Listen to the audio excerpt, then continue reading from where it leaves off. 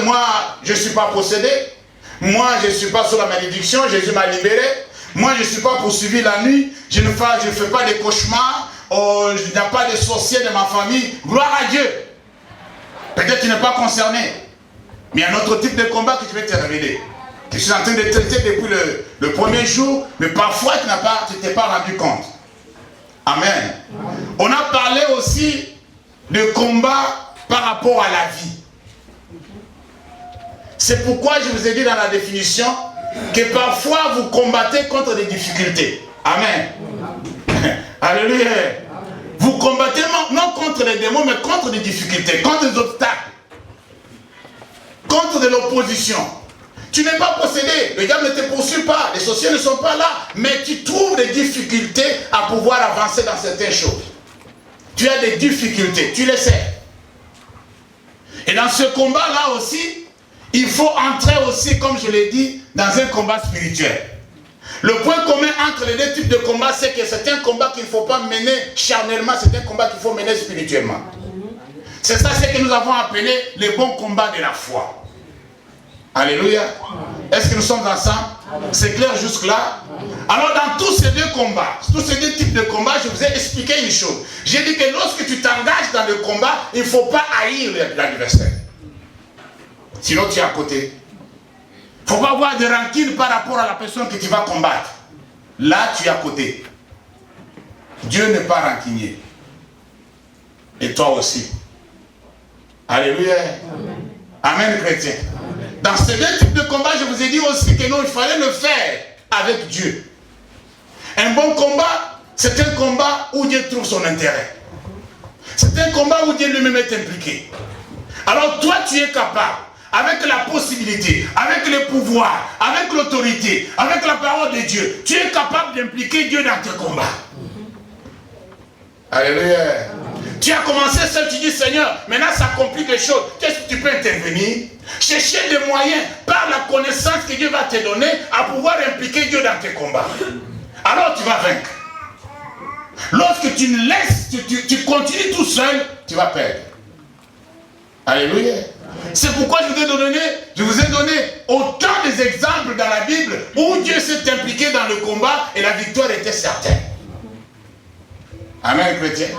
Alors toi et moi, nous devons apprendre à impliquer Dieu dans nos combats. On n'est pas là pour pleurnicher, on ne doit pas se laisser faire. Mais on va dire, Seigneur, maintenant il faut intervenir. Dieu aime que dans toutes choses, que la gloire lui revienne. Alléluia. Il sait que lorsque tu vas combattre, lorsque tu vas lutter, la victoire va venir à la fin. Puisque c'est un Dieu victorieux. Alors lorsque la victoire va venir, il faut que la gloire revienne à quelqu'un. Amen, chrétien. Il faut que la gloire revienne à qui? À quelqu'un. Quelle est cette personne qui mérite la gloire et l'honneur? C'est notre Dieu. Dans ta situation, il faut que Dieu soit glorifié. Alléluia. Lorsque tu vas témoigner ce que l'Éternel a fait, il est glorifié. Alors je voulais juste rappeler cela pour que nous soyons bien fixés. Il ne faut pas mélanger les choses. Tu peux ne pas être concerné par le premier type, mais tu es impliqué dans le deuxième type. Est-ce que vous avez compris? Tu peux ne pas être concerné dans le premier type de combat, où les entités spirituelles s'élèvent contre l'homme, comme cela a été depuis le commencement, mais tu peux te retrouver impliqué dans le deuxième type de combat. Alléluia.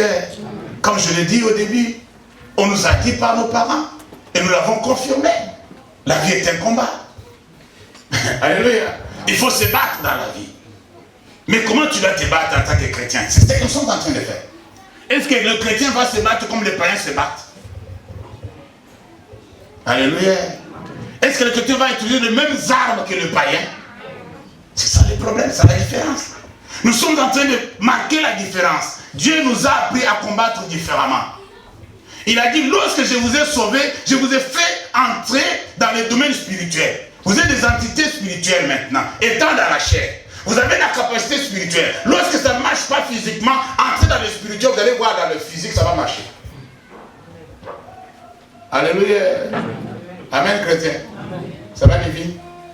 Je suis content de te revoir. Alléluia. Est-ce que nous sommes ensemble?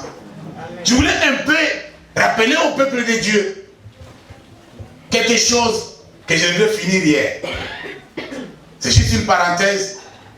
Et cette parenthèse va nous aider avant que je continue à parler de ce que je dois parler aujourd'hui.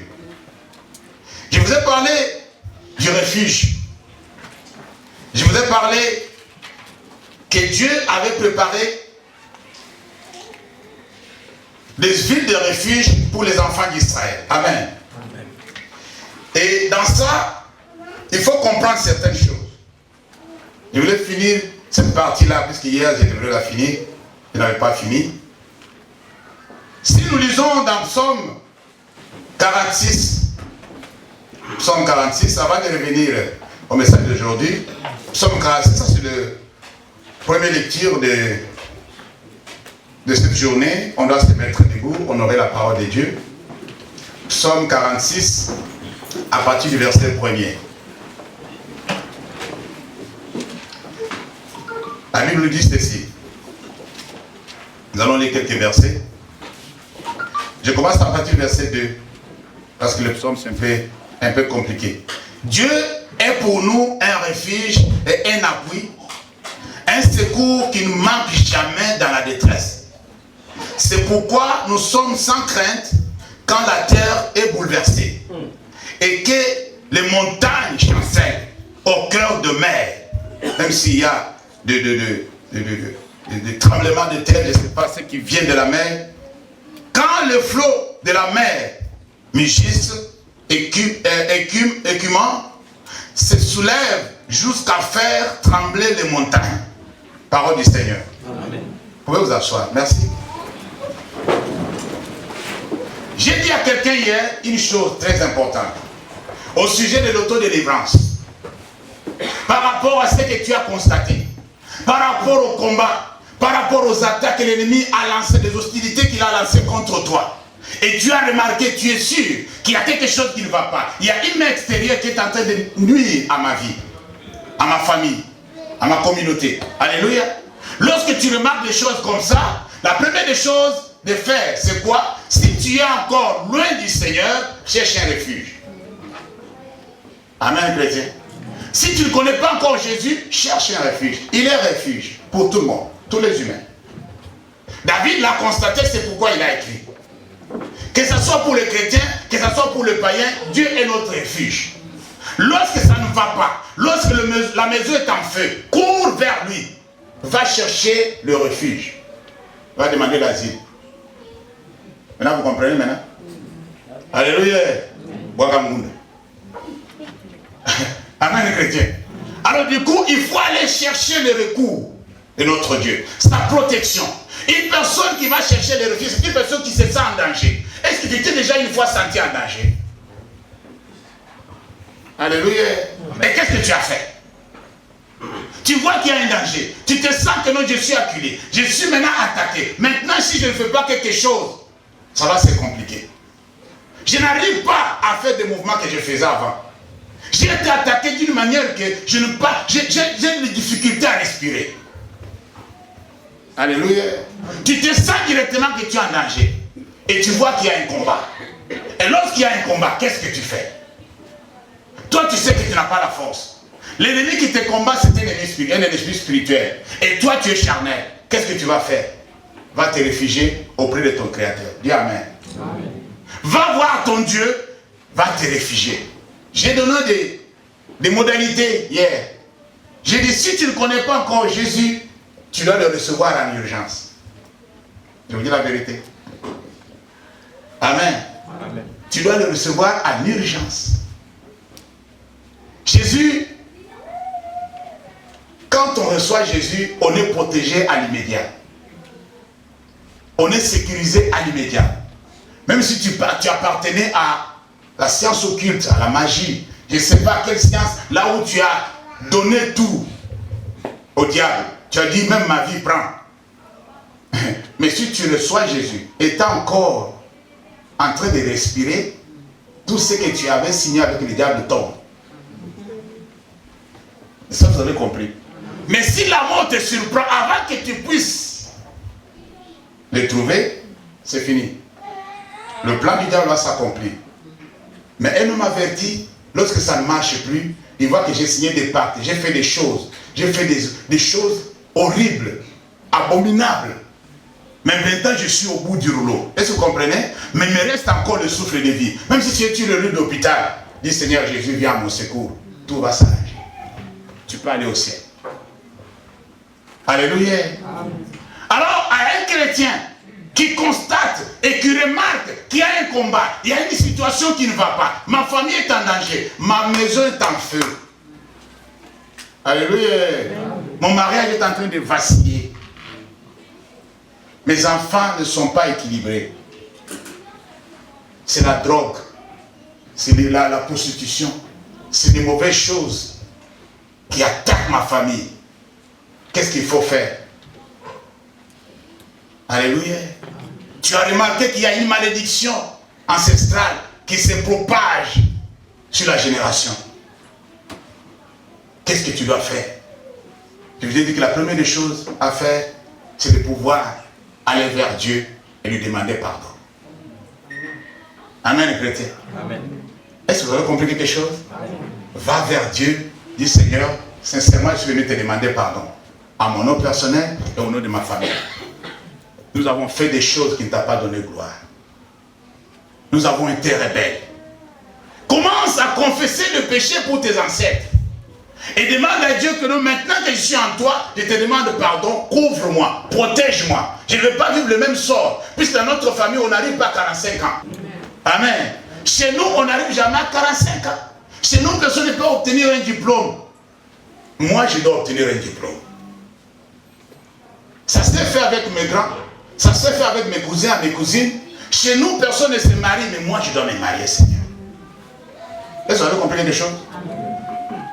Chez nous, tout le monde s'engage comme ça, dans des relations.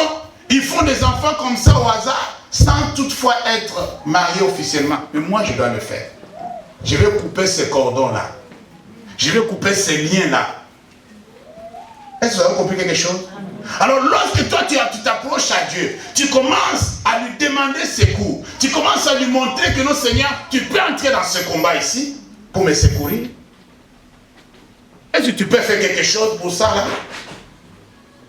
Et Dieu aime les personnes qui l'importunent. C'est pourquoi nous nous avons encouragé de pouvoir prier sans cesse. Alors, pendant ce temps-là, quand tu n'as pas encore vu une solution, comme tu t'approches de Dieu, il faut s'approcher davantage. Il faut tisser une relation personnelle. Il faut commencer à communier avec Dieu. Il faut commencer à avoir cette communion permanente avec Dieu. Tu vas le voir chaque fois. Est-ce que vous avez compris? Amen. Alléluia. Plus tu es en communion avec Dieu, plus il va commencer à te révéler beaucoup de choses que tu ne connaissais pas. Alléluia. Quand tu vas en prière, Dieu ne laisse jamais personne venir retourner comme ça. Jamais. Si tu vas sérieusement à Dieu dans la prière, si tu te conserves pur, tu verras la gloire de Dieu. Alléluia. Ce sont des choses que nous avons expérimentées.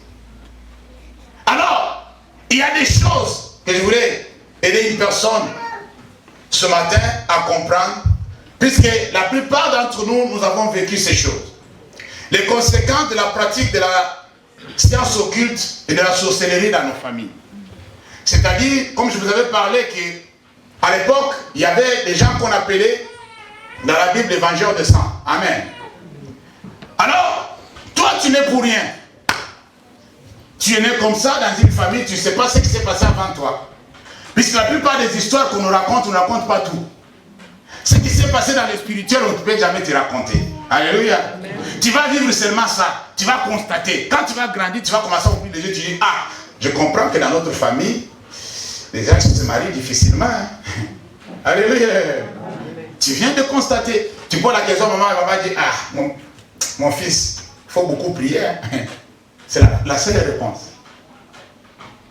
Ah, ma fille, il faut beaucoup prier. Tu sais, ta famille là, ce n'est pas une famille facile, mais je te parle beaucoup de choses, mais il faut beaucoup prier. Les parents n'aiment pas nous faire entrer encore dans ce qui s'est passé et ce qu'ils connaissent. C'est pour nous épargner en quelque sorte.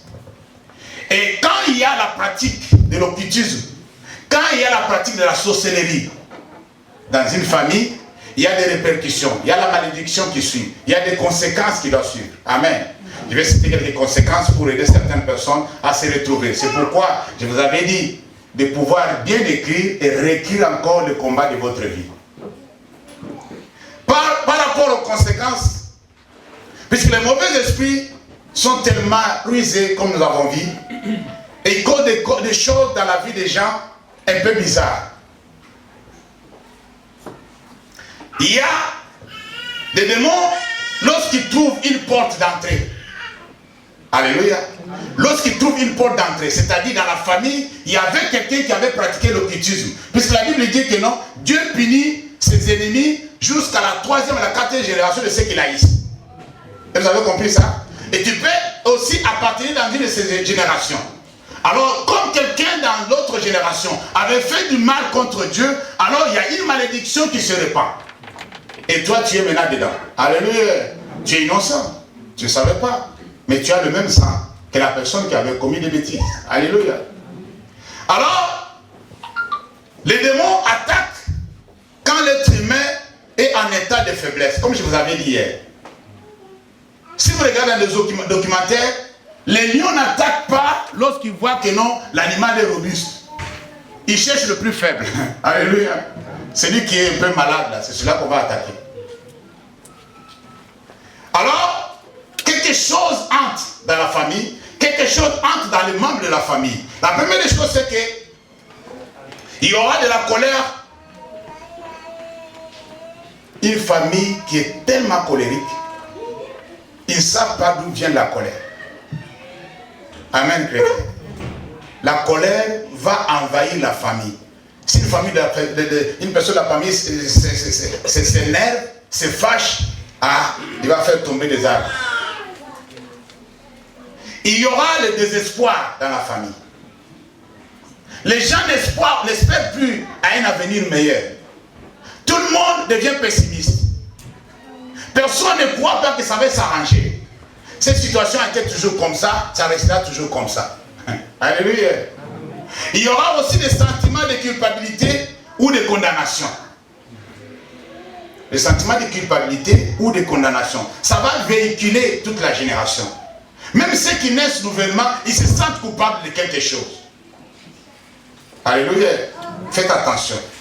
Il y aura aussi des chocs ou des pressions émotionnelles. Nos émotions sont attaquées. Nos sentiments sont attaqués. Des chocs émotionnels dans certaines familles. Il peut y avoir aussi des séquelles de traumatisme du passé. Tu es traumatisé. Alléluia. Tu es toujours stressé. Tu as des blessures intérieures qui ne se guérissent pas. Ce sont des signes. Il y aura aussi des membres d'une famille qui pratiquent des choses similaires à ce que leurs ancêtres avaient pratiqué. C'est-à-dire, vous allez comprendre une chose, c'est comme si dans la famille, il faut qu'il y ait toujours un sorcier, qu'il y ait toujours un féticheur. Puisque le grand-parent a été sorcier, il a été féticheur. Lui était dans l'occultisme. Alors c'est comme si l'occultisme devient maintenant l'héritage de la famille. Il y aura toujours quelqu'un dans la famille qui pratique l'occultisme. Alléluia. Amen, chrétien. Faites attention à ces choses-là. Il y aura aussi de l'influence prénatale négative. De l'influence prénatale négative. L'enfant est né, avant de naître, il est déjà haï. L'enfant doit naître, la maman n'est pas contente de pouvoir avoir cet enfant. Elle va faire un effort pour pouvoir l'avorter, ça ne marche pas. Et tous ces séquelles-là restent sur l'enfant. Quand l'enfant doit naître, il n'est pas le bienvenu. Est-ce que vous avez compris? Vous avez déjà reçu quelqu'un à la maison, mais il n'est pas le bienvenu. Oh, c'est entre nous, je ne vais pas dire à quelqu'un. Je vais seulement demander si vous avez déjà reçu une personne à la maison. Il est venu vous voir, mais il n'est pas le bienvenu. Alléluia. Amen. C'est pas tout le monde qui est bienvenu. Hein. Parce que certaines personnes, ils viennent, tu dis, mais il est venu faire quoi? Il y a eu des enfants comme ça dans le monde. Ces enfants-là, on leur pose la question, mais tu es venu faire quoi? Qui t'a dit de venir? Alléluia. Nous, on n'avait pas besoin de toi. C'était juste une parenthèse pour faire comprendre quelqu'un quelque chose. Amen. Je vais maintenant attaquer ce que nous allons voir aujourd'hui, par la grâce de Dieu. Allons-y dans la parole de Dieu. Ephésiens chapitre 6. Là, nous avons tiré notre thème.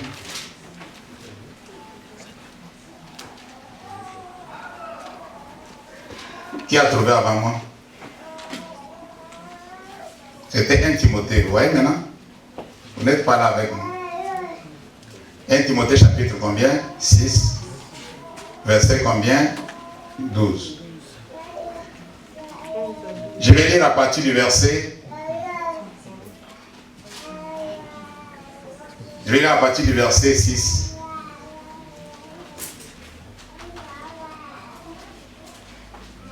Non, à partir du verset 5, vous allez comprendre quelque chose.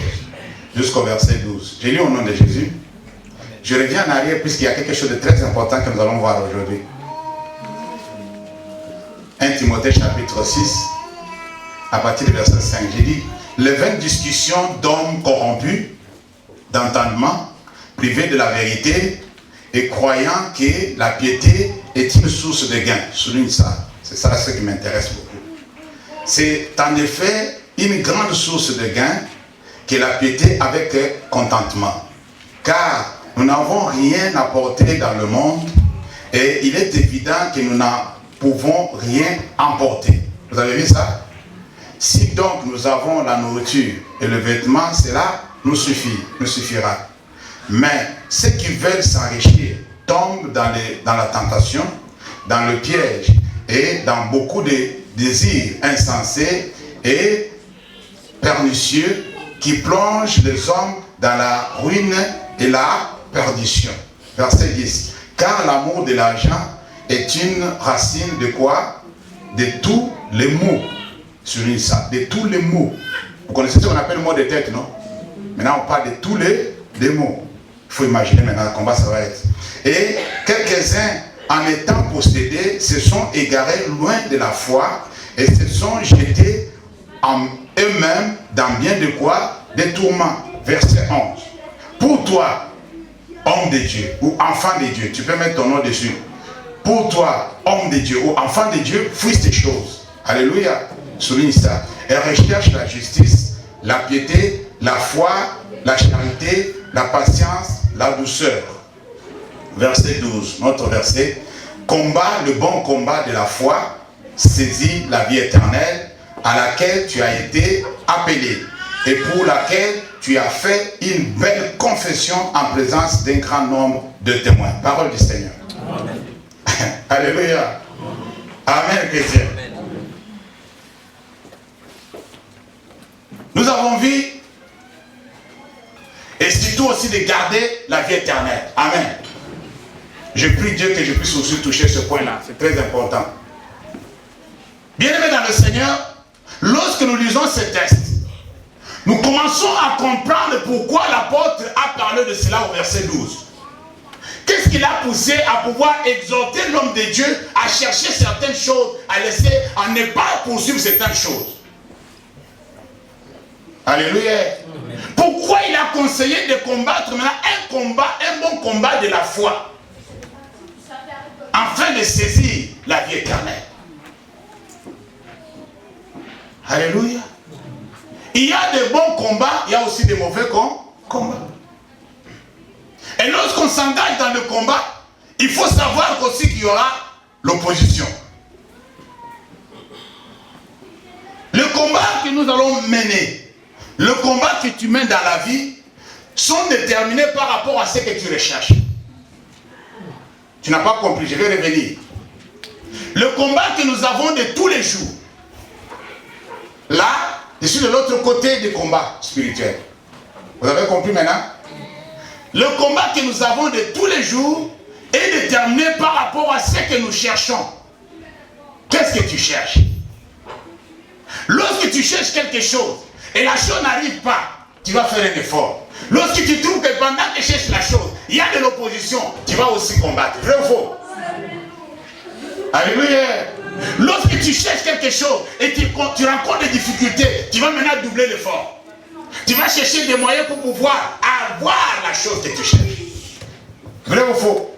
Lorsque tu cherches quelque chose et tu vois que tu rencontres des luttes, tu vas aussi doubler tes efforts, tu vas prendre certaines armes pour pouvoir combattre et remporter ce que tu cherches. Alléluia. Et dans ça aussi, la Bible dit il faut combattre un bon combat. Il faut impliquer Dieu. Il faut que Dieu soit concerné dans ce combat-là. Nous allons voir quelques exemples bien aimés qui vont nous aider à comprendre comment ça fonctionne.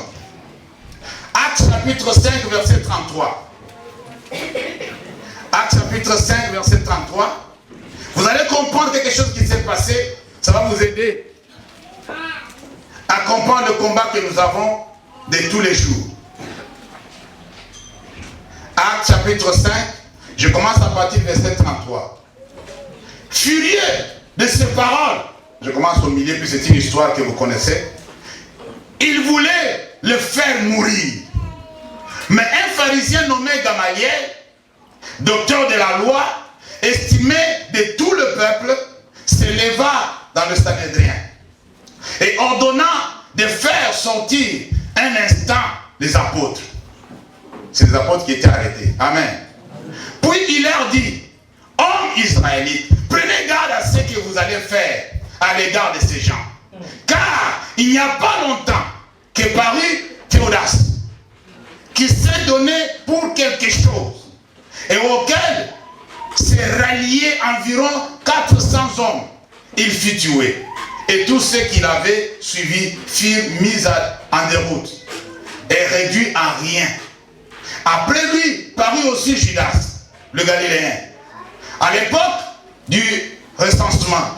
Et il attira du monde à son parti.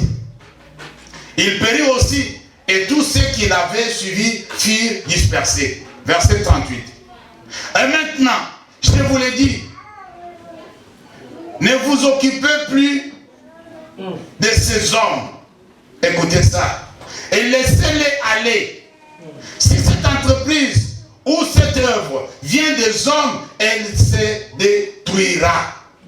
Mais si elle vient de Dieu, vous ne pouvez la détruire. Ne courez pas le risque d'avoir combattu contre Dieu. Parole du Seigneur. Amen. Alléluia. Ne courez pas le risque d'avoir combattu contre Dieu. Puisque vous ne savez pas quel est l'esprit qui anime ces hommes. Vous n'avez pas le discernement. Vous ne comprenez pas ce qu'ils sont en train de faire. Vous les arrêtez. Ils nous avaient interdit de ne pas parler au nom de Jésus. Est-ce que vous avez compris? Ça, c'est un mauvais combat. Un exemple typique. Un mauvais combat. Tu te lèves et tu commences à combattre contre Dieu. Un mauvais combat. Alléluia. Tu te lèves, tu crois avoir bien fait, mais tu fais le mal. Tu crois avoir rendu service à Dieu. Dieu dit non, je ne t'ai pas connu. Tu crois avoir servi Dieu. Il dit non, je ne t'ai jamais reconnu. C'est un faux combat. Un mauvais combat. Ce n'est pas un bon combat. Puisque Dieu n'est pas impliqué. Dieu n'est pas dedans. Alléluia. Tu es poussé par tes sentiments, par tes émotions, par ta tradition, par ce que toi tu as mis dans ta tête. Tu te lèves, tu commences à tuer des personnes. Ça s'est passé aussi dans le livre de Actes chapitre 9, versets 1 à 6. Vous pouvez dire ça? L'apôtre Paul, qu'on appelle l'apôtre Paul, c'est lui qui nous a exhortés. C'est lui qui parle à Timothée de pouvoir combattre un bon combat. C'est quelqu'un qui sait ce qu'il dit. Alléluia. Actes chapitre 9, à partir du verset 1er jusqu'au verset 6, vous allez comprendre que ce monsieur sait ce qu'il dit. C'est quelqu'un qui avait combattu un mauvais combat.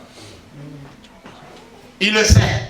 Quand il dit à Timothée, combat le bon combat, il sait ce qu'il dit. Il s'est levé, il a pris l'argent. On a donné l'argent par les religieux pour aller arrêter les chrétiens et les tuer, les mettre en prison. Vous savez ça?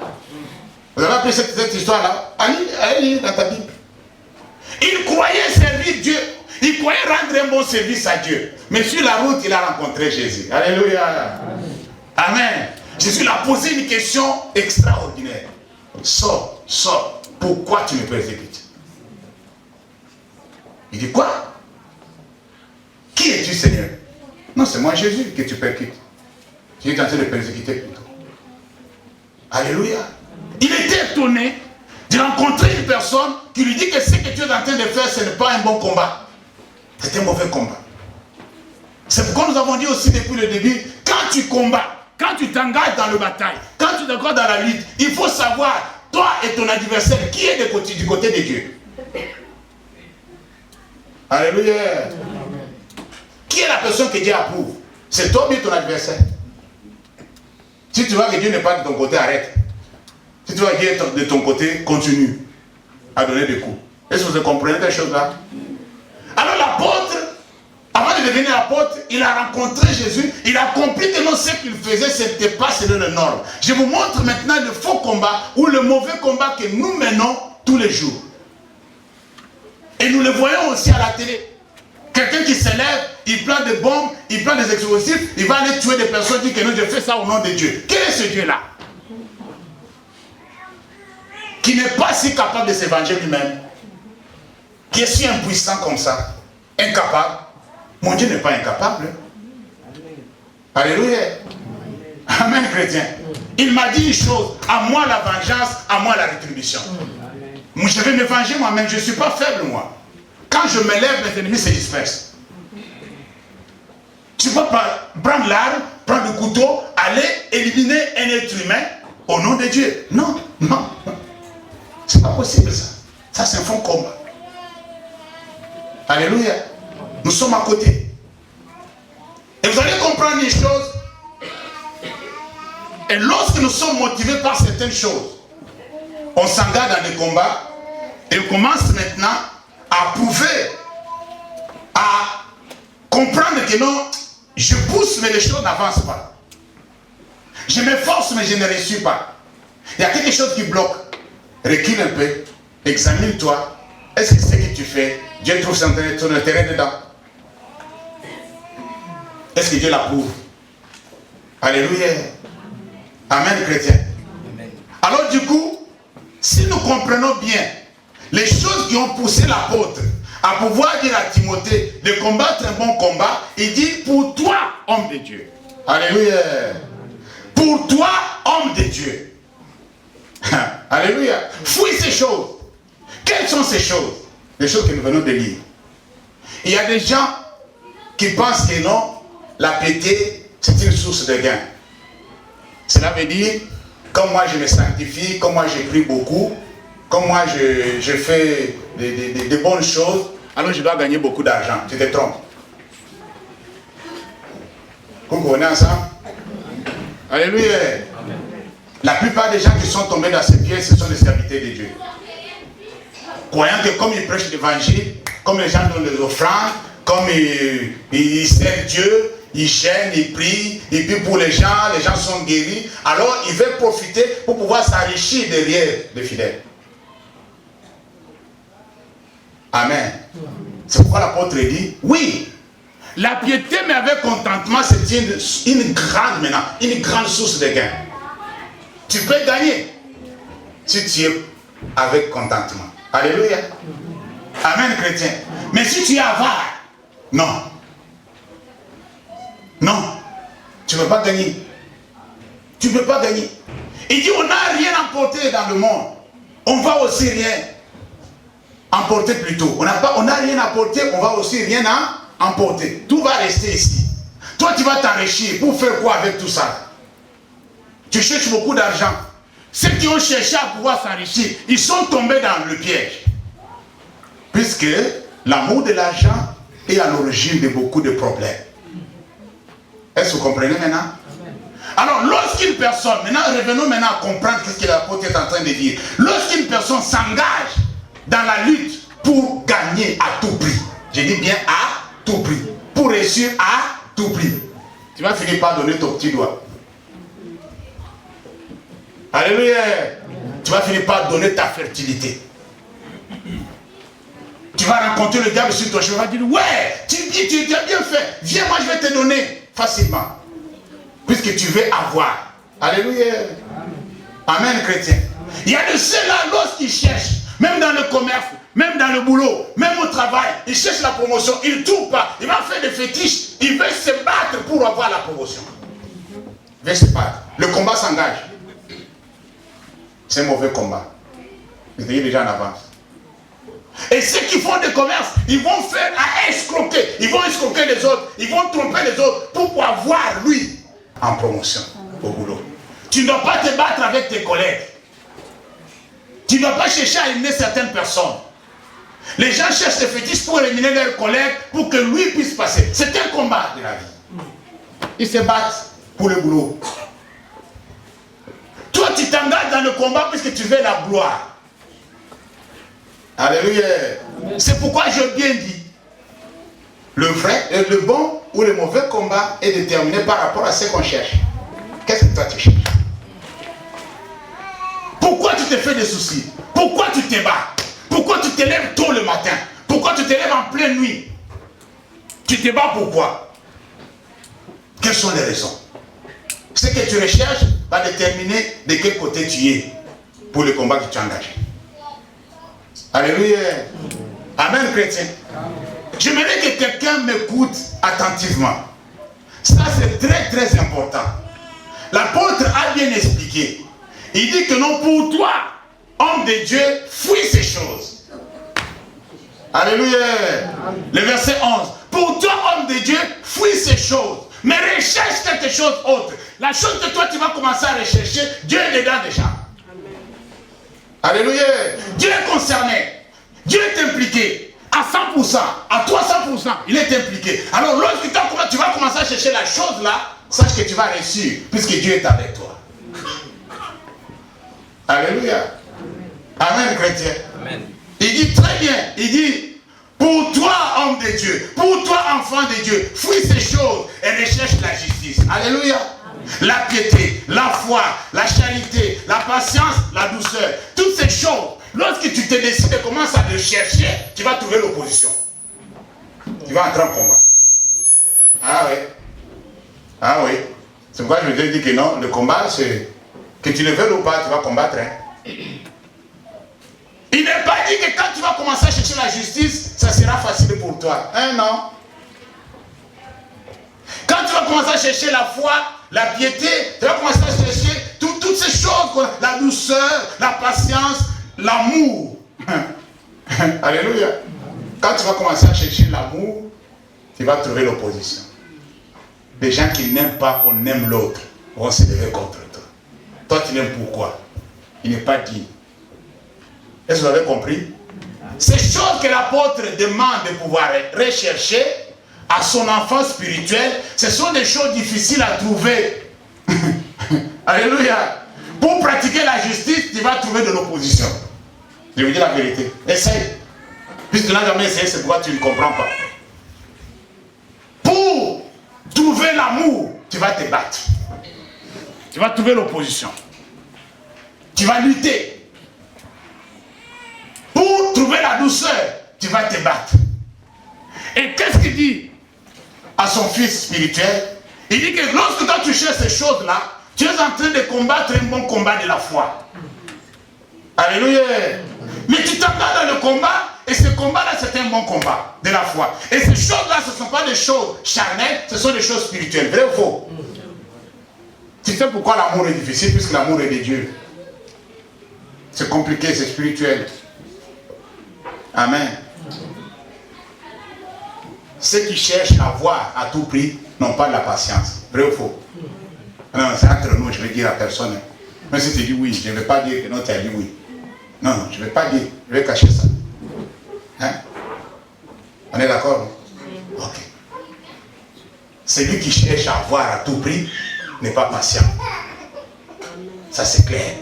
Qu'on se voit par la face. Amen. Amen. Alléluia. Oui.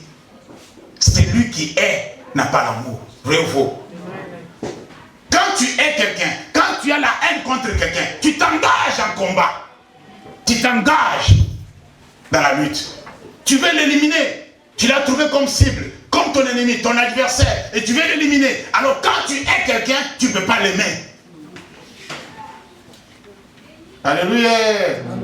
Amen, chrétien. Amen. Alors il y a des choses qu'il faut tenir compte. Il y a des choses qu'il faut conserver. Il y a des choses qu'il faut préserver. Il dit, bien aimé, c'est bien. Nous sommes venus dans le monde pour chercher. Moi j'ai toujours dit, moi je ne suis pas venu en Europe pour prêcher l'évangile, je suis venu pour chercher la vie. Alléluia. Ça peut choquer certaines personnes, mais c'est la vérité. Moi je n'ai pas quitté mon pays comme étant missionnaire, moi. Amen. J'étais parti à la recherche de la vie. Je me suis retrouvé à Clermont-Ferrand, en passant par beaucoup de pays. Comme je suis aussi serviteur de Dieu, je fais des trucs de Dieu. Alléluia. Amen, chrétien. Parce que c'est la vérité, non? C'est entre nous quand même. Mais il ne faut pas dire à quelqu'un de le passer la vie comme ça. Même ceux qui vont regarder sur YouTube. Il ne faut pas dire à quelqu'un qui passer la vie. Alléluia. Amen, chrétien. Alors le problème c'est quoi? Je vais nous faire comprendre une chose. Que tu le veux ou pas, dans la vie tu vas toujours rechercher quelque chose. Est-ce que nous sommes d'accord? Tu dois toujours chercher quelque chose. Tu es toujours à la recherche de quelque chose. Voulu ou pas, chaque matin tu es à la recherche de quoi? De quelque chose. Il y a de ceux qui cherchent seulement l'amour. Ils ne trouvent pas. Alléluia. Il y a de ceux-là qui cherchent seulement la paix. Depuis des années, ils ne trouvent pas la paix. Même parmi les gens de son entourage, la paix n'est pas. Amen, chrétien. Alléluia. Alors, comme tu es à la recherche de quelque chose, l'apôtre est en train d'aider son fils spirituel à comprendre certaines choses qu'il ne faut pas rechercher. Ne recherche pas tout. Tout n'est pas pour toi. Alléluia. Tu vas chercher certaines choses qui ne sont pas appropriées selon ta foi, selon ta position dans le Seigneur. Tu n'es pas supposé chercher ces choses-là. C'est pourquoi il l'explique. Il dit, toi, tu vas commencer à chercher autre chose. C'est pourquoi la Bible dit, cherchez premièrement le royaume. Vous avez déjà entendu parler de ça? Ah non, qui n'a jamais entendu parler? Je ne sais pas, ça se trouve vous dans la Bible, mais je sais que c'est dans la Bible. Vrai ou faux? Cherchez premièrement le royaume des cieux et sa justice. Et toute autre chose vous sera donnée par... Ce n'est pas que Dieu est ignorant, il ne sait pas que vous avez besoin. Vous en avez besoin, mais ne le cherche pas. Et le combat que tu mènes aujourd'hui est déterminé par rapport à ce que toi tu cherches tous les jours. Le temps où tu es aujourd'hui, ce que tu vis aujourd'hui, c'est par rapport à ce que tu as toujours recherché dans la vie. Coucou, on est là. Ah, je ne vais pas rester moi tout seul dans la salle. Mais que vous soyez là. Alléluia. Alors, ce que tu es aujourd'hui, c'est le résultat de ce que tu as toujours recherché depuis des années. Voilà les conséquences aujourd'hui. Amen, chrétien. Est-ce que nous sommes ensemble? Lisons la parole de Dieu. Colossiens chapitre 3, verset 1 à 2. Colossiens chapitre 3, verset 1 à 2.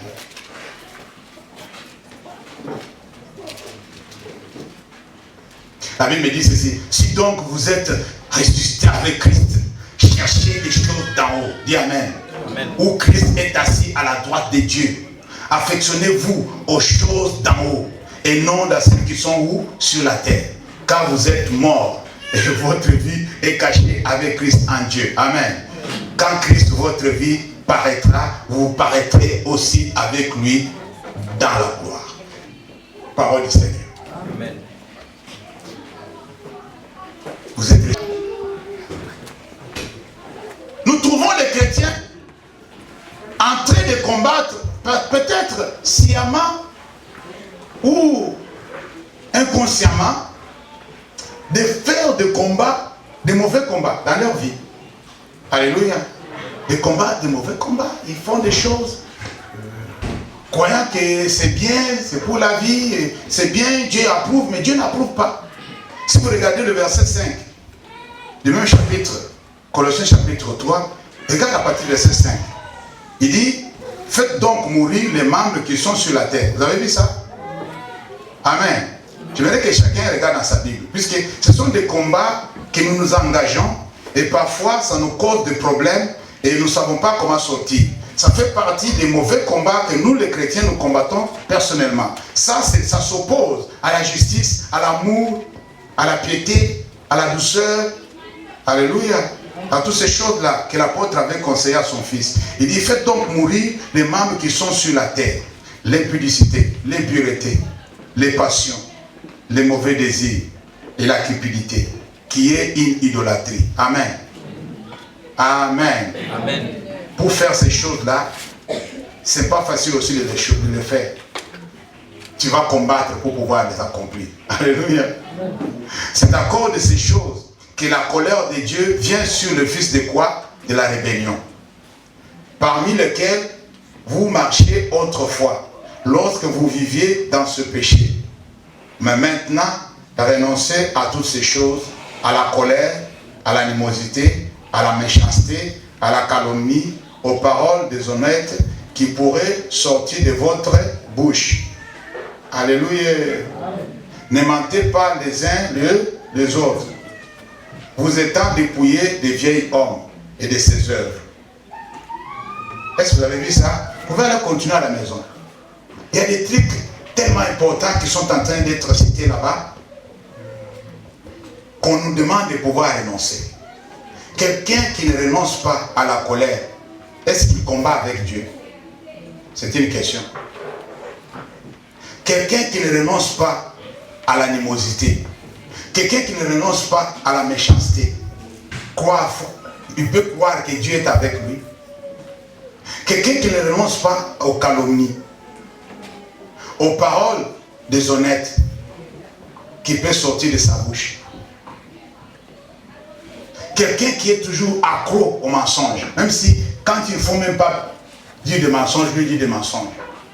Je vais toujours donner un petit exemple ici. Quelqu'un te demande, est-ce que tu as 5 euros? Mais tu avais 5 euros, tu dis non. T'as menti, vrai ou faux? Oh, chrétien, on a ça? Amen. Le pasteur Jean-Pierre nous a dit que non, toi, ta femme a son argent, ou bien toi tu l'avais donné l'argent, mais elle n'est pas là, toi tu pars, tu prends 50 euros, tu vas utiliser sans sa permission, tu as volé.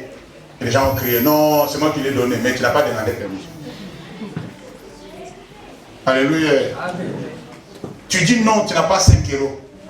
Après, tu constates que non, je suis chrétien, j'ai menti. Et tu vas faire quoi avec 5 euros? Je dis non, moi je t'ai demandé d'abord si tu as 5 euros. C'est ça la question. Est-ce que vous comprenez? Amen. Tu peux dire oui, tu peux dire non, c'est ton argent. Tu peux me dire j'ai 5 euros, mais qu'est-ce que tu veux faire avec? Là, tu n'as pas menti. Est-ce que vous avez compris quelque chose là? Mais quand on te demande tu as 5 euros, tu dis déjà non, tu as menti. Et pourtant tu as 5 euros. Après tu dis, tu veux faire quoi avec 5 euros? Alléluia. Non, je voulais ajouter, non, les 5 euros que j'ai, je voulais aussi faire autre chose avec. Mais il fallait le faire en avance. Mais devant Dieu, tu as menti. Là, il ne faut même pas mentir. Mais c'est ton argent. Tu as l'autorité sur ton argent. Tu peux ou ne pas donner. Tu as le droit, tu as le pouvoir. Mais pourquoi tu mens? Il faut mentir dans des choses un peu sérieuses quand même.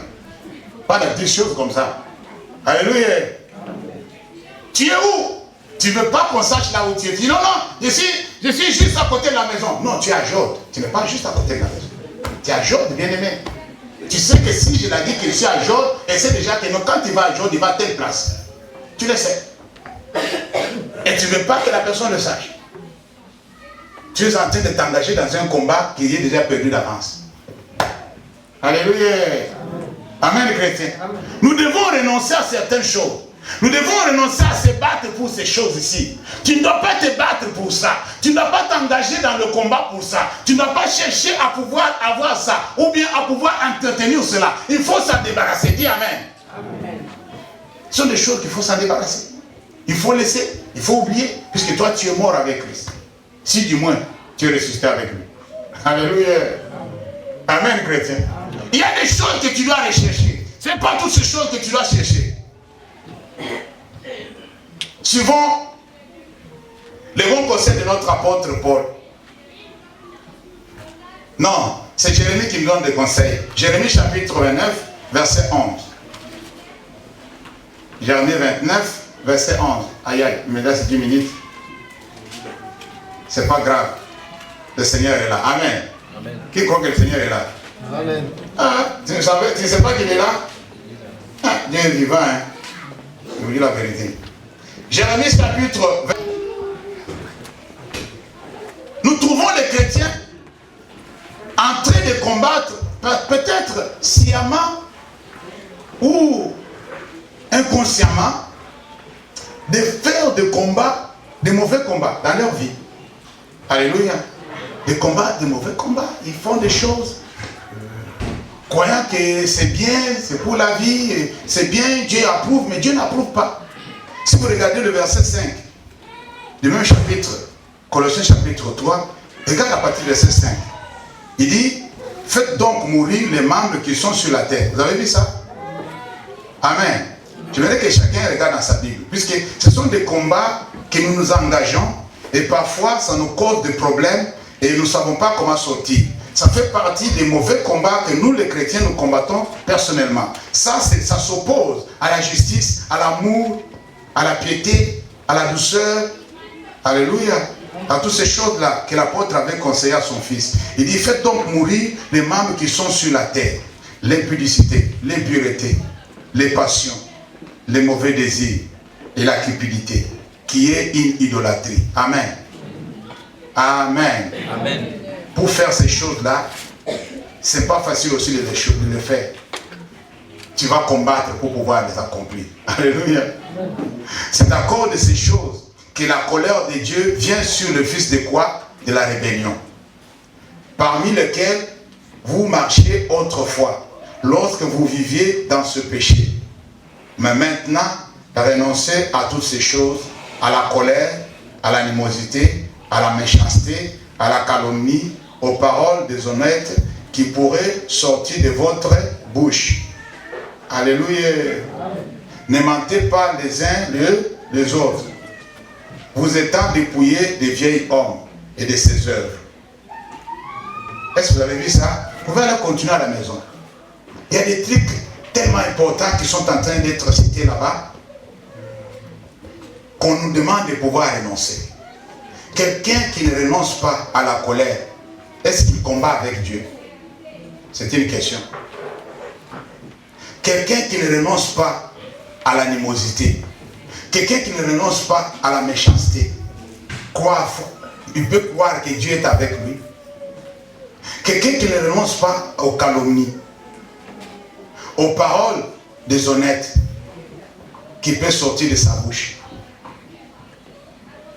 Quelqu'un qui est toujours accro au mensonge, même si quand il ne faut même pas dire des mensonges, lui dit des mensonges.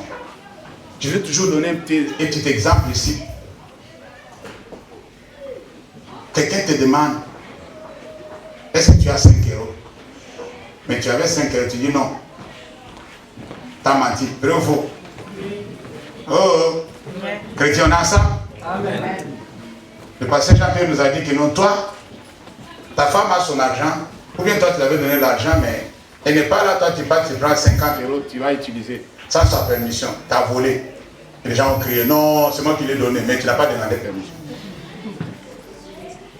Alléluia. Amen. Tu dis non, tu n'as pas 5 euros. Après tu constates que non, je suis chrétien, j'ai menti. Et tu vas faire quoi avec 5 euros? Je dis non, moi je t'ai demandé d'abord si tu as 5 euros. C'est ça la question. Est-ce que vous comprenez? Amen. Tu peux dire oui, tu peux dire non, c'est ton argent. Tu peux me dire j'ai 5 euros, mais qu'est-ce que tu veux faire avec? Là, tu n'as pas menti. Est-ce que vous avez compris quelque chose là? Mais quand on te demande tu as 5 euros, tu dis déjà non, tu as menti. Et pourtant tu as 5 euros. Après tu dis, tu veux faire quoi avec 5 euros? Alléluia. Non, je voulais ajouter, non, les 5 euros que j'ai, je voulais aussi faire autre chose avec. Mais il fallait le faire en avance. Mais devant Dieu, tu as menti. Là, il ne faut même pas mentir. Parce que c'est ton argent. Tu as l'autorité sur ton argent. Tu peux ou ne pas donner. Tu as le droit, tu as le pouvoir. Mais pourquoi tu mens? Il faut mentir dans des choses un peu sérieuses quand même. Pas des petites choses comme ça. Alléluia. Tu es où? Tu ne veux pas qu'on sache là où tu es. Tu dis non, je suis juste à côté de la maison. Non, tu es à Jode. Tu n'es pas juste à côté de la maison. Tu es à Jode, bien-aimé. Tu sais que si je l'ai dit que je suis à Jode, et c'est déjà que non, quand tu vas à Jode, il va à telle place. Tu le sais. Et tu ne veux pas que la personne le sache. Tu es en train de t'engager dans un combat qui est déjà perdu d'avance. Alléluia. Amen, chrétien. Nous devons renoncer à certaines choses. Nous devons renoncer à se battre pour ces choses ici. Tu ne dois pas te battre pour ça. Tu ne dois pas t'engager dans le combat pour ça. Tu ne dois pas chercher à pouvoir avoir ça ou bien à pouvoir entretenir cela. Il faut s'en débarrasser. Dis Amen. Amen. Ce sont des choses qu'il faut s'en débarrasser. Il faut laisser, il faut oublier, puisque toi tu es mort avec Christ. Si du moins tu es ressuscité avec lui. Alléluia. Amen, chrétien. Il y a des choses que tu dois rechercher. Ce n'est pas toutes ces choses que tu dois chercher. Suivons les bons conseils de notre apôtre Paul. Non, c'est Jérémie qui me donne des conseils. Jérémie chapitre 29, verset 11. Jérémie 29, verset 11. Aïe aïe, il me laisse 10 minutes. C'est pas grave. Le Seigneur est là. Amen. Amen. Qui croit que le Seigneur est là? Amen. Ah, tu ne sais pas qu'il est là? Ah, Dieu est vivant, hein. Je vous dis la vérité. Jérémie chapitre 20. Vous l'avez trouvé? Car je connais le projet que j'ai formé sur vous. Dieu dit l'Éternel. Projet de paix et non de malheur. Dis Amen. Amen. Afin de vous donner un avenir et de l'espérance. Dieu n'est pas dupe quand même. Il n'est pas ignorant quand même. Il n'est pas si méchant pour t'abandonner. Il a un plan. Dis Amen. Amen. Vous m'invoquerez et vous partirez. Vous me prierez et je vous exaucerai. Dis Amen. Amen. Vous me chercherez et vous me trouverez. Si vous me cherchez de tout votre quoi que je me laisserai trouver par vous, dit l'Éternel, et je ramènerai vos captifs. Je vous rassemblerai de toutes les nations et de tous les lieux où je vous ai chassés, dit l'Éternel.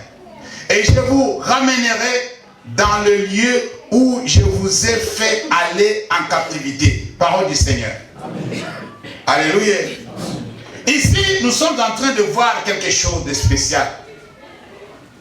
On se bat pour beaucoup de choses, puisque nous voulons réussir. Alléluia. Nous voulons avoir du succès. Nous ne voulons pas être malheureux. Mais Dieu dit, tu ne dois pas te battre pour ces choses-là. Laisse-moi faire pour toi. C'est la raison pour laquelle je t'ai créé. Pour prendre soin de toi. Imaginez-vous lorsqu'il a créé Adam et Ève. Adam n'est pas la personne qui a planté les fruits. Vrai ou faux? N'est pas la personne qui a planté le jardin. Dieu avait planté le jardin avant qu'Adam arrive. Dis Amen. C'est-à-dire, toi, avant que tu viennes dans le monde, Dieu avait déjà préparé la provision. Oh non, tu n'as pas compris.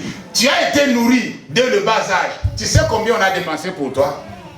Qui peut calculer l'argent qu'on a déjà dépensé quand il était dépendant? Mais aujourd'hui, tu es indépendant. Mais quand tu étais dépendant, tu peux calculer combien ils ont dépensé pour toi? Où est sorti tout cet argent-là? Il y a de ceux qui ont grandi dans de bonnes conditions, dans de bonnes familles. Il y a de ceux qui ont grandi dans des familles pauvres. Mais nous tous, nous sommes là, vrai ou faux? On est là tous, non? Est-ce que c'est écrit ici, là? Non. Pour toi, on a dépensé des milliards. Pour nous, on a dépensé des centaines. Mais on est tous là, non? Alléluia. Amen. Alors pourquoi se battre? Pourquoi lutter les uns contre les autres? Toi, tu étais tout petit, on te nourrissait. Et Dieu pourvoyait à tes besoins. Il y a des gens dans la vie qui n'ont jamais dormi le ventre enfamé. Il y a de ceux-là aussi qui ont passé des nuits et des nuits affamés. Alléluia. Pas puisqu'ils gênaient, puisqu'ils n'avaient pas à manger. Mais tous ces gens-là sont là dans la salle. Est-ce que vous comprenez ce que je viens de dire là? Est-ce que tu t'es déjà posé la question, quelle est la provision, où venait la provision que moi j'ai trouvée sur la terre? Puisqu'aujourd'hui tu te bats pour avoir, tu veux éliminer les autres pour se positionner, pour s'imposer. Tu fais bien, mais toi, jusqu'à ce que tu es arrivé à réaliser qu'il faut chercher tout ce que tu as dépensé depuis ces années-là. Tu as trouvé ça où? Alléluia. Amen, chrétien. Amen. Dieu qui donne la vision, il donne aussi la provision. C'est comme ça qu'il fonctionne. L'Éternel ne t'abandonnera jamais. Il ne te laissera jamais seul. C'est comme ça, c'est pour t'aider que nous ne luttons pas contre l'homme. N'élimine pas ton voisin pour avoir. Il ne faut pas envier les autres, bien-aimés. Il ne faut pas voir que non, lui, qu'est-ce qu'il veut me montrer? Je vais lui montrer aussi moi si je peux m'habiller. On va où avec ça? Toi, tu lui montres tes habillés, puis je te montre aussi. Toi, tu lui montres, puis je te montre. Vous passez votre temps, vous êtes distrait. Pendant que les autres font des avions, pendant que les autres font tenter d'inventer des grandes choses et faire des business qui donnent des sous, et vous cherchez les habits. Les habits? Les habits. Mais qui fait les habits? Toi, tu peux faire les habits? Tu ne peux pas faire. Tu ne peux pas aussi donner des modèles qui vont faire du succès dans le marché des habits, des couturiers. Assieds-toi un peu, tu aimes les habits, gloire à Dieu, décide quelque chose, va vendre, tu vas avoir des millions. Alléluia. Amen. Les stylistes maintenant, ils cherchent des modèles auprès des petits peuples. Si je vous dis, vous ne le savez pas. Ils ont fait, ils commencent maintenant à améliorer ce qu'ils ont fait. Mais c'est ceux qui ne savent rien qui leur donnent maintenant des inspirations. Amen, chrétien. Ne soyons pas, ne courons pas derrière les futilités. On se bat pour des futilités. Il faut se battre pour des choses vraies. Alléluia. Pour des choses qui te trouvent l'intérêt dedans. Puisque tu as aidé la planète. Vous savez, tu as été créé pour créer, si tu ne sais pas. Amen. Tu as été créé pour créer. Amen. Non, tu n'as pas compris. C'est-à-dire, comme lui amène à l'existence ce qui n'existe pas, toi, tu as la parole, tu peux amener à l'existence ce qui n'existe pas. Amen. Vous ne posez pas des questions de savoir tous ces gens qui inventent des choses qui n'ont jamais existé. Qui leur a donné cette intelligence? Même s'ils sont des païens. Toi, tu penses que Dieu ne sait pas qu'ils sont païens? Mais le problème, à la limite, au début, Dieu a créé l'homme pour créer. Amen. La vie que Dieu avait fait pour Adam et Ève, ce n'est pas la vie que je porte aujourd'hui. Hein. Ça a évolué. Mais c'est l'homme qui a fait le machin. Est-ce que vous avez compris? Amen. C'est l'homme qui a évolué avec. Il a imaginé, il a changé de modèle, il a manigancé les choses. Tout ça, c'est Dieu qui lui a donné l'intelligence. Faites attention, bien-aimés. Vous êtes distraits. Je vous dis la vérité. Vous êtes distraits. Vous êtes distraits. Vous avez été créés pour créer, pas pour se battre entre vous. Ce que toi tu vas créer, ça va bénéficier à ton voisin. Alléluia. C'est lui qui a inventé l'avion. Il vous a permis, il ne m'a pas permis de venir en Europe. Les anciens savent ce que j'ai dit. Je n'ai rien dit jusque-là. Hein. Tu n'as rien écouté. Alléluia. Ils vous ont aidé à venir en Europe, vrai ou faux? Amen. Même si vous avez payé le billet. Gloire à Dieu, puisqu'il faut quand même que ça fonctionne. Mais cette personne-là, il faut quand même bénir Dieu pour lui. Il a réduit les distances. Qui lui a donné l'intelligence? Même si ce talent-là, le diable l'a pris, il l'a mis dans l'occultisme pour dire que non, il faut que tu viennes, que tu sois avec nous, puisque lui, il cherche des meilleurs. Je vous dis la vérité. Je vais vous dire quelque chose vrai, que moi j'ai vécu. J'étais un bon chrétien catholique. Je priais, j'étais servant à l'église catholique. J'étais aussi chiro, comme ceux qui savent, c'est les scouts, des choses comme ça. J'étais vraiment dans les choses. Tous ceux qui ont fait chez le catholique, moi je l'ai fait. J'étais aspirant à devenir prêtre par la grâce de Dieu. Arrivé maintenant en 6e, comme chez nous, ce n'est pas les 6e de chez vous, hein. Les 6e de chez nous pour avoir le bac. Amen.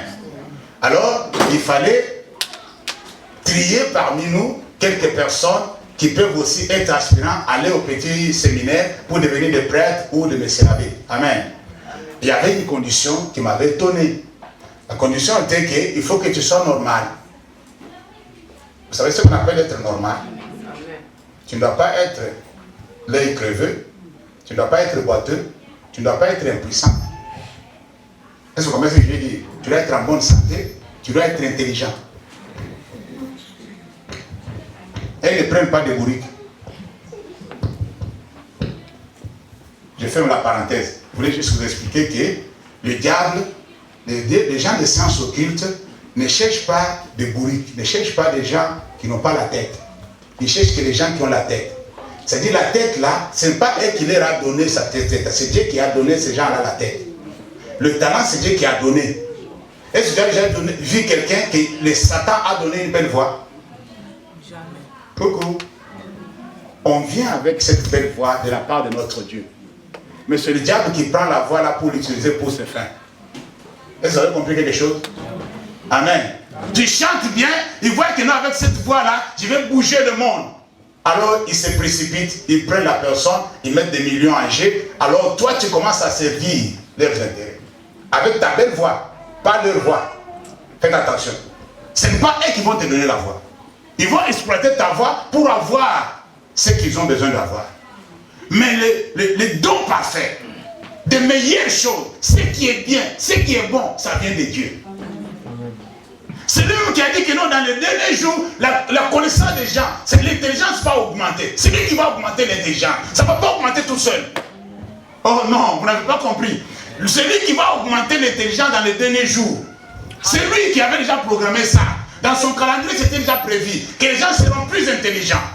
Mais le diable profite avec l'intelligence que Dieu a donnée aux humains pour pouvoir exploiter cette intelligence. Alléluia. Alors quand on dit que celui qui a fait le Boeing, c'est un cultiste, oh moi je n'aime pas Boeing. Non, Boeing c'est bon. C'est lui qui n'est pas bon. Boeing là c'est trop bon. Ça m'amène d'ici vers là. Alléluia. Au lieu de faire la sorcellerie comme au pays pour sauter la nuit, je fais la sorcellerie dans la journée, je voyage tranquillement. Je sors là avec fier, avec ma veste. Bonjour monsieur, je peux vous présenter.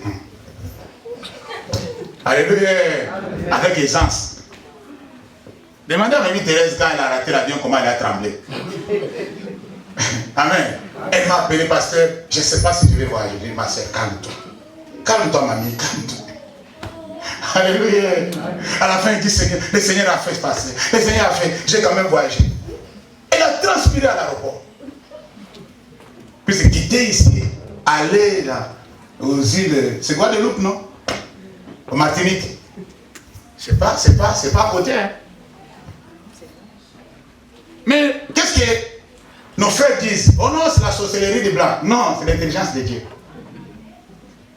Voilà, la sorcellerie des Blancs, c'est bon, hein? Et ils font l'avion. C'est pas la sorcellerie qui a fait ça, s'il vous plaît. Vous ne connaissez pas ce qu'on appelle sorcellerie, hein? Si je commence à vous expliquer la sorcellerie, vous allez fouiller la salle. Amen. Non, tu vois, la sorcellerie des Blancs, c'est bon, hein? Paul Michel nous a aidé ici à comprendre quelque chose. Vous n'avez pas tenu compte. Il dit que non, il y a la magie blanche, la magie noire. Vous avez compris ça? Ouais. Et c'est eux qui ont divisé ça comme ça. Ils disent la magie noire, c'est pour nuire à la personne. Mais la magie blanche, c'est pour faire et voir les choses. Quand tu fais du bien à la personne, c'est la magie blanche. Quand tu fais du mal à la personne, c'est la magie quoi? Noire. C'est eux qui ont fait ça comme ça. Mais en réalité, ce n'est pas comme ça. La magie reste la magie. Dis amen. Amen. La magie en soi, c'est mauvais. Je vous dis la vérité, il n'y a pas une bonne magie. C'est mauvais. Alors faites attention. Faites attention. Faites attention à ce que vous êtes en train de rechercher. Ce que vous cherchez dans la vie. Tu peux ne pas nous dire, mais tu as des objectifs. Vrai ou faux? Oui. Coucou. Je sais que chacun parmi nous a des objectifs. Si tu n'as pas d'objectif, c'est que tu es venu seulement voir l'Europe. Hein. Voir des humains. Amen. Amen. Et tu peux construire les humains, mais c'est les autres qui ont construit ça. Hein. Ce n'est pas les extraterrestres. Tu peux construire aussi des humains. C'est possible. C'est possible à celui qui croit. Avec Dieu, tout est possible. Vous savez ça? Amen. Nous, les chrétiens, nous avons de l'avantage, mais on n'utilise pas cet avantage-là. Il faut avoir des ambitions. Ce n'est pas interdit. Alléluia. Des grandes ambitions. Tu peux réussir dans l'honnêteté avec Dieu. Je dis la vérité. Tu es honnête et tu réussis. Amen. Tu n'es pas obligé de pratiquer les magouilles pour pouvoir réussir. Non, non, non, non. Ça, c'est le chemin des autres. Toi, tu fais les choses bien, tu es honnête et tu réussis. Alléluia. Je vais vous aider. Oh non, on va finir. Je vous promets que non, pour la vie éternelle, on va voir ça. On va voir ça. Je vais m'arranger. Amen. Je vais m'arranger avec mon équipe. Et pour terminer, je vais vous dire ça. La Bible dit ceci. Ça, c'est entre nous, hein. Il ne faut pas dire à quelqu'un. La Bible dit ceci. L'argent répond à tout. Vrai ou faux? Mais,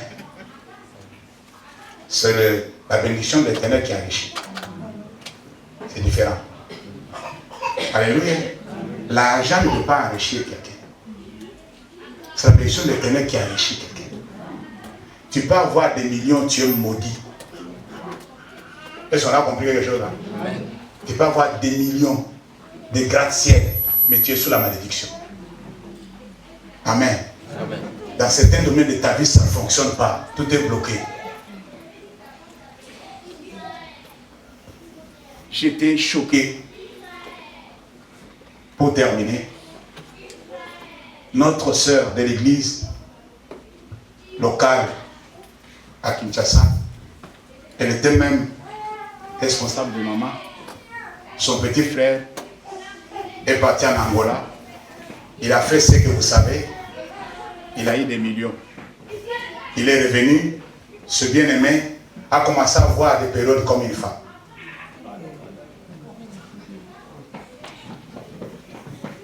Ça s'est passé autour de moi à Kinshasa. Amen. On trouve dans son sac des trucs de femmes. Pour des périodes. C'est affreux ça. Est-ce que Dieu a créé l'homme comme ça? Non. Pas Michel, tu peux nous conduire dans la prière. Que le Seigneur vous bénisse.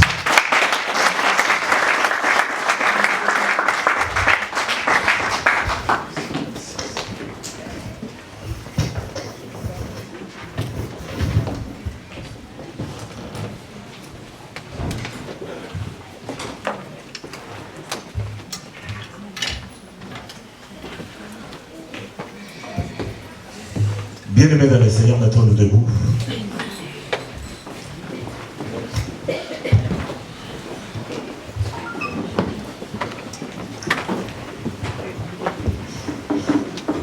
Je voudrais juste répéter une phrase qui est sortie dans la bouche du pasteur. Peut-être tu vas mal interpréter cette phrase quand il a donné l'exemple de 5 € pour mentir. Il a dit après, il faut plutôt mentir pour de grandes choses. Amen. Non, prenez ça sous le ton de la blague. Amen. Donc le mensonge, c'est mauvais, même pour 5 €, même pour des grandes choses. Amen. Parce que quand tu vas suivre ça sur YouTube, ah, le pasteur a dit, il faut commencer à mentir pour les grandes choses. Non, il n'a pas voulu l'interpréter comme ça. Amen. Alléluia. Bien-aimé, Dieu est merveilleux. Amen. Nous sommes au 3e jour. Et l'homme de Dieu nous a beaucoup parlé. Le Seigneur nous a beaucoup enseigné. Combattre le bon combat. Alléluia. Le bon combat, comme l'homme de Dieu nous l'a expliqué, c'est celui qui consiste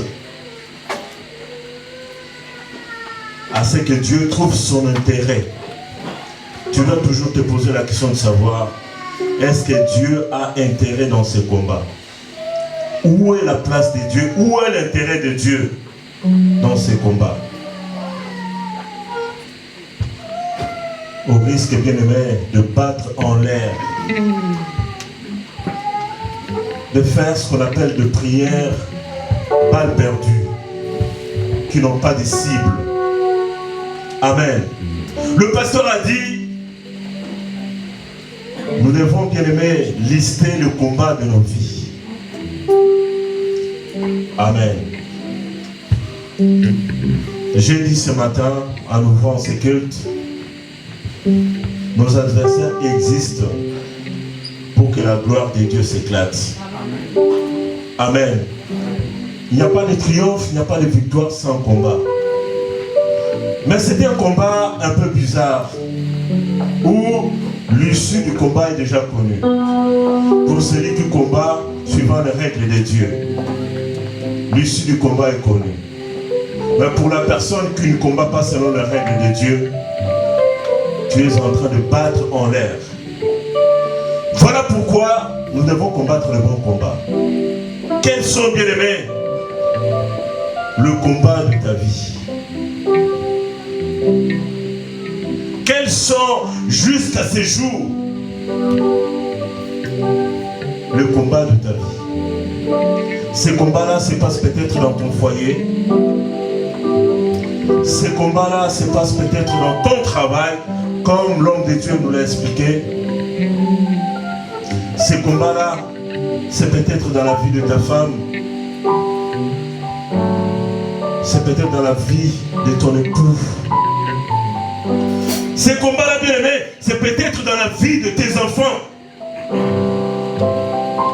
Ces combats-là, c'est peut-être dans ton entreprise qui ne marche pas, qui ne progresse pas. Ces combats-là, bien aimés, c'est peut-être dans ta santé.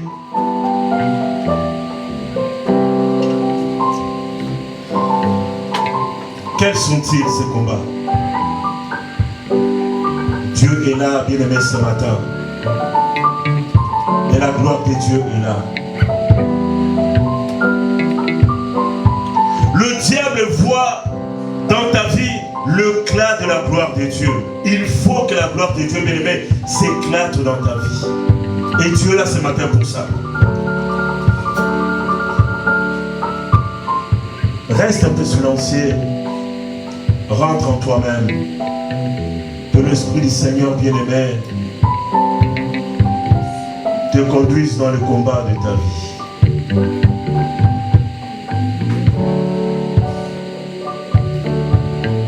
Seigneur Saint-Esprit,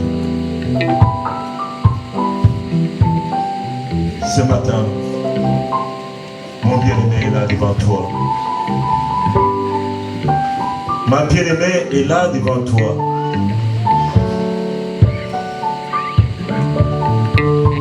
Il ne combattra pas seul.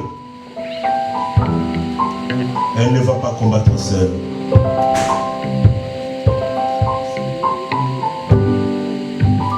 Pharaon, son armée, ses chars, ses cavaliers ont fait éclater la gloire de Dieu.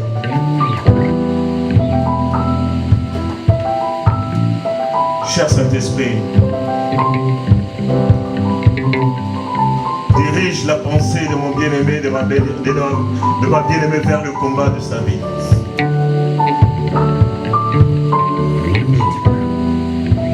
C'est ici le moment que l'Éternel a choisi pour toi. Tu ne sortiras pas de ces lieux si le mot victoire ne sort pas de ta bouche. Alléluia. À jamais dans le ciel, sur la terre, tout lui est soumis. À jamais dans le ciel, sur la terre, tout lui est soumis. À jamais, dans le ciel, sur la terre, tout lui est soumis. À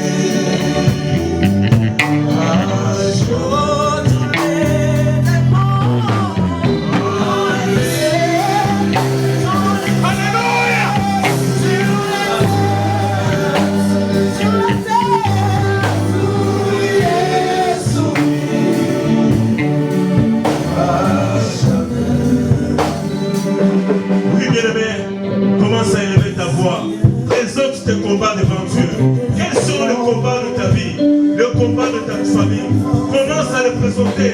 Commence à le présenter devant le Seigneur. Commence à le présenter devant le Seigneur.